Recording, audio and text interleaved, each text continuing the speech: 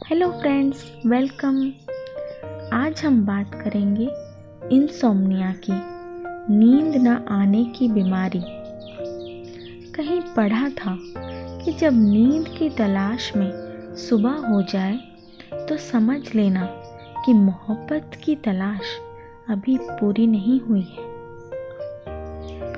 दोस्तों, अच्छी नींद एक ऐसा आशीर्वाद है, अगर आपके पास है तो आप खुद को धनी, किस्मत वाला समझें। पर आज बहुत से लोगों को नींद ना आने की बीमारी है और ये साइकोलॉजिकल नहीं है। उन्हें सच में नींद नहीं आती है।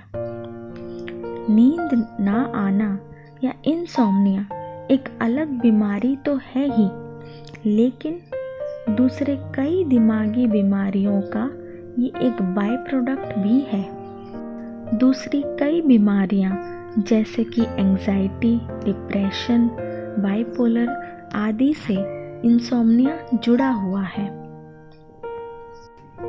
दूसरी कई बीमारियों की वजह से भी इंसोम्निया होता है, जैसे कि स्लीप एपनिया, जिसमें नींद में सांस रुक जाती है बार बार। डायबिटीज़, जिसमें रात को बार बार उठकर बाथरूम जाना पड़ता है। तो अगर ऐसी कोई दूसरी बीमारी है तो उसका इलाज पहले करना चाहिए अच्छी नींद के लिए। अब इंसोम्निया दो तरह के होते हैं, एक एक्यूट इंसोम्निया और दूसरा क्रोनिक इंसोम्निया। एक्यूट इंसोम्निया मतलब शॉर्ट टर्म इंसोम्निया, जो कि कुछ समय के लिए ही होता है, जैसे कि एक रात के लिए नींद ना आना या कुछ हफ्तों तक नींद ना आना। जैसे कि कोई एग्ज़ाम है किसी महीने या कोई और इम्पोर्टेंट काम है किसी महीने में, तो उस महीने में ठीक से नींद ना आना। क्रोनिक मतलब लॉन्ग टर्म इंसोम्निया, जो कि 3 महीने या उससे ज़्यादा लगातार रहता है और हफ्ते में एटलीस्ट 3 दिन नींद ना आना। इसको क्रोनिक या लॉन्ग टर्म इंसोम्निया कहते हैं। अगर एक्यूट इंसोम्निया बार बार होता है और इसका इलाज ना किया जाए तो ये क्रोनिक में भी बदल सकता है। दोस्तों, अब हम अपने स्लीप साइकिल्स के बारे में थोड़ा जान लेते हैं कि जब आप सोते हो तो आपका ब्रेन किन किन स्टेजेस से गुजरता है। तो पहला है non REM sleep, non rapid eye movement sleep, जिसमें आँखों की आई बॉल्स का मूवमेंट नहीं होता है स्लीप के दौरान। ये स्टार्टिंग का स्टेज है जब आप सो जाते हैं। उसमें फिर N1, N2, N3 और N4 स्टेज होता है, जिसमें से पहले आप N1 से गुजरते हैं, फिर N2 से, फिर N3 और N4 से। और N3 और N4 को डीप स्लीप भी कहा जाता है। डीप स्लीप के बाद आता है REM sleep, rapid eye movement sleep, जिसमें आपकी आईबॉल्स का मूवमेंट होता है जब आंखें बंद होती है। ये REM स्लीप और डीप स्लीप बहुत इम्पॉर्टेंट है दोस्तों। तो जैसा कि आप डायग्राम में देख सकते हैं, पूरे 8 घंटे की नींद में हमारा शरीर इस REM और नॉन REM स्लीप की कई साइकिल से गुजरता है।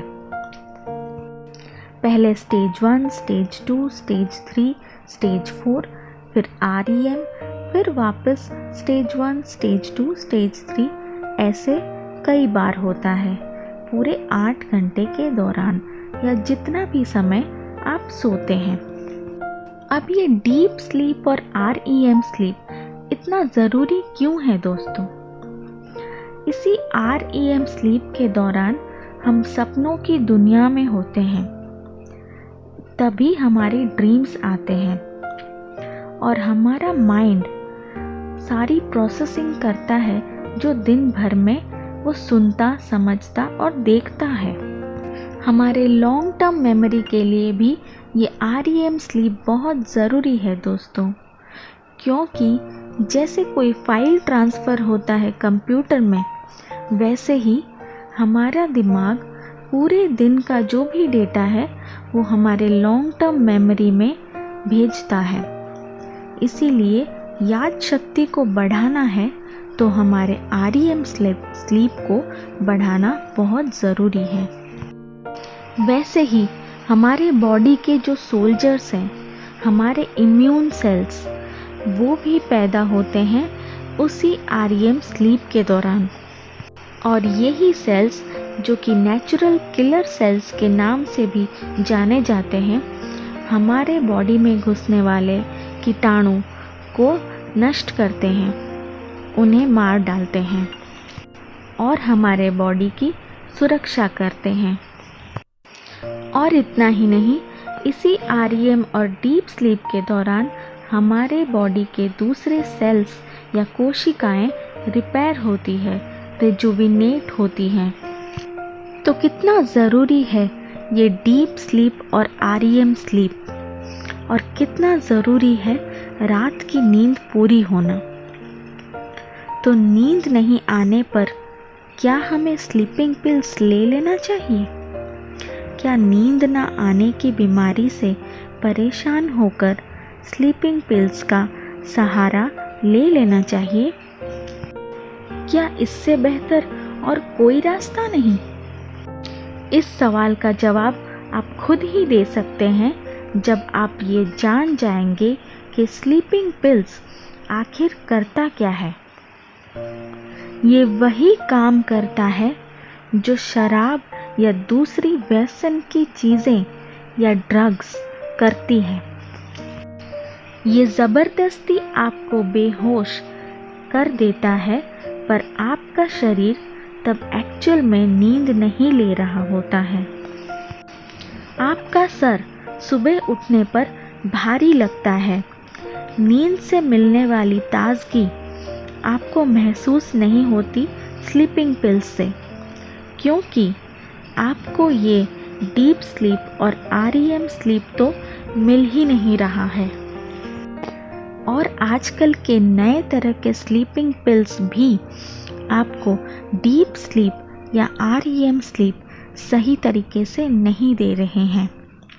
उल्टा इन पिल्स के भयानक साइड इफ़ेक्ट्स तो आप खुद ही इंटरनेट में देख सकते हैं। लेकिन गुड न्यूज़ ये है कि आप बिना इन पिल्स के भी इस इंसोम्निया की बीमारी से बाहर निकल सकते हैं। बस ज़रूरत है थोड़ी सी चेकिंग की, थोड़े से अटेंशन की अपने माइंड के ऊपर। अच्छी नींद कैसे आए, इसके लिए काफ़ी सारे टिप्स और टेक्निक्स भी हम देखेंगे अगले वीडियो में। तो तब तक के लिए स्टे हेल्दी, स्टे सेफ, स्वस्थ रहें, खुश रहें, सुरक्षित रहें।